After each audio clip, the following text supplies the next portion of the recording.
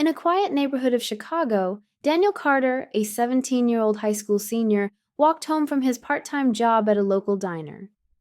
Unlike most of his classmates who were excited about college applications, Daniel had little hope for the future. His mother worked two jobs to keep them afloat, and with his father out of the picture, the burden of responsibility weighed heavily on his young shoulders. Daniel dreamed of becoming a lawyer, someone who could fight for justice and make a difference.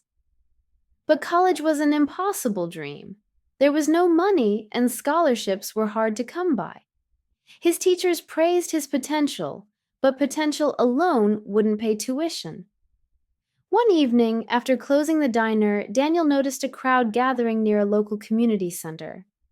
Curious, he approached, only to find that the guest speaker was none other than Barack Obama. The former president, known for his inspiring speeches, was visiting his hometown to encourage young people to pursue education and believe in their future.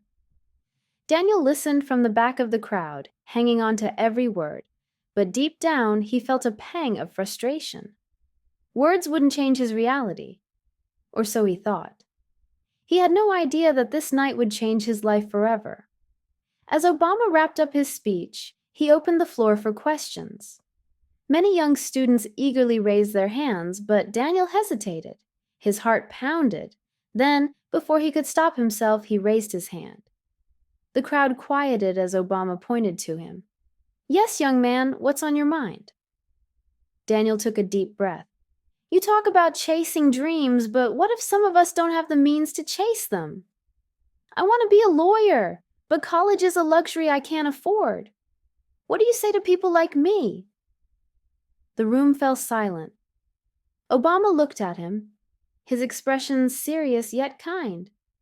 "That's a great question," Obama said, stepping forward. "And I won't give you a fairy tale answer. You're right, life isn't fair. But that doesn't mean you're out of options. What if I told you there's always a way, even when it seems impossible?"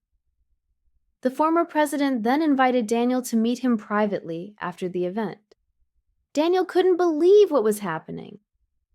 Sitting across from Barack Obama in a small office inside the community center, Daniel could hardly contain his nervousness. Obama leaned forward, studying him carefully. "Tell me your story," he said. Daniel spoke honestly about his hardworking mother, his absent father, the financial struggles, and his dream of becoming a lawyer. He expected sympathy, but instead he saw determination in Obama's eyes. "Daniel, I grew up in a single-parent home too. I had to fight for every opportunity. But here's the thing. You don't wait for the world to hand you a chance. You create it." Obama then handed Daniel a piece of paper, a list of scholarships, mentorship programs, and contacts. "You have the talent," Obama said. "Now let's find a way to make sure you have the opportunity." For the first time in years, Daniel felt hope. Determined not to waste this chance, Daniel applied to every scholarship on the list. He also reached out to the mentors Obama recommended. Within weeks, he started receiving responses. One day, he got the call that changed everything. He had won a full scholarship to a prestigious university. Overwhelmed, Daniel immediately called his mother, who burst into tears of joy. That night, he wrote a heartfelt email to Obama, thanking him for believing in him. Obama's reply was simple but powerful. "Proud of you, Daniel. This is just the beginning." Starting university was exciting, but also terrifying. Many of his classmates had come from wealthy backgrounds and elite private schools. Daniel felt out of place. The workload was intense. The first few months were a constant struggle, and self-doubt crept in. One night, as he sat in the library ready to give up, he remembered something Obama had told him. "The road to success is never easy, but if you quit now, you'll never know how far you could have gone." With renewed determination, Daniel pushed forward. By his third year, Daniel was excelling in his studies. He joined debate clubs, worked as an intern at a law firm, and even gave speeches to inspire other struggling students. One evening, his phone rang. It was a familiar voice. "Daniel, I hear you're making waves in law school. How about we catch up? It was Obama. Daniel flew back to Chicago, where they met at a small cafe. This time, Daniel wasn't just a struggling student. He was a young leader with a purpose. Obama offered Daniel a mentorship position in a youth empowerment program. It's time for you to pass on what you've learned, Obama told him.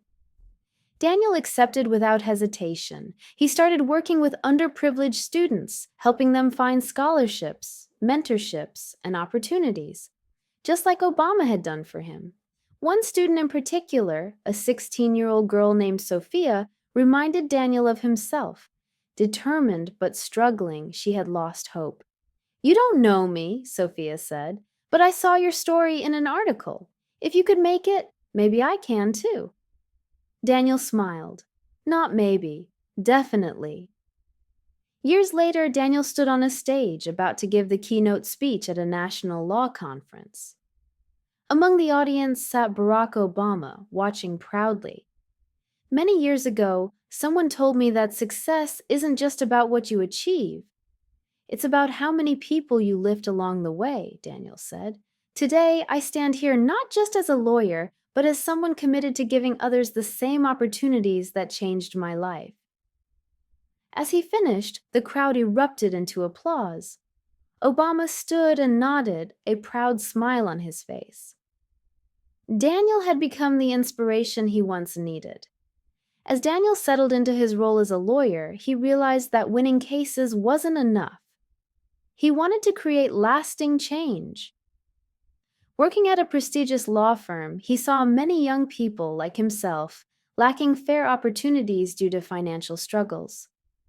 One evening, after finishing a pro bono case, he received an unexpected call. "Daniel, I heard about your latest case.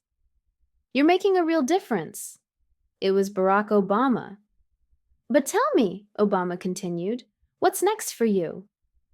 Daniel hesitated. He had a secure job and a promising future, but deep down, he knew his true mission was bigger. "I want to start a foundation, Mr. President," Daniel finally said, "one that helps young people, especially those from struggling communities, find mentorship and funding for their education." Obama's voice held pride. "That's exactly what I hoped you'd say." Within months, Daniel launched the Future Leaders Foundation, giving underprivileged students the same opportunities that had changed his life. His foundation collaborated with initiatives like My Brother's Keeper Alliance, aiming to build safe and supportive communities for boys and young men of color. Daniel's journey had come full circle, but this was just the beginning of something even greater.